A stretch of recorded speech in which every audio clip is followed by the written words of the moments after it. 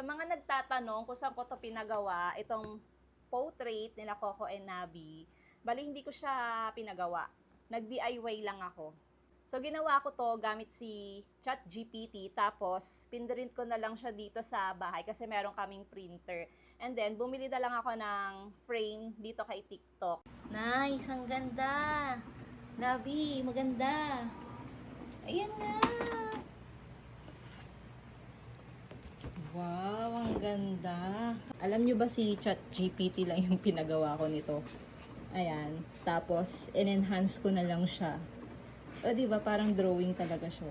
Ito yung original na picture nila Coco. Yung sinend ko kay ChatGPT. Ayan. Ito naman si Coco.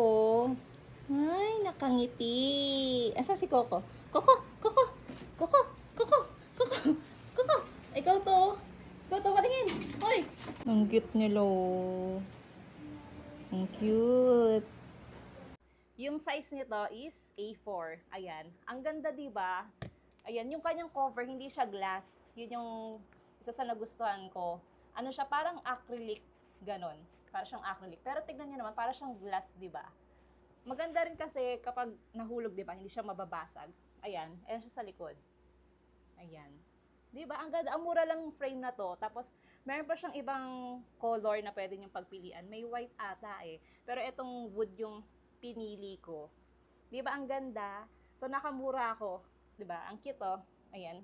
Ang cute ni Nabi, nakadila. Tapos si Coco, nakasmile siya. Bali, itong picture ni Coco, ano yan eh, video yan. In-screenshot ko lang kasi wala akong makuha na picture ni Coco na, ano, maayos, yung nakangiti. And, ayan, ang ganda naman ng kinalabasan. Diba?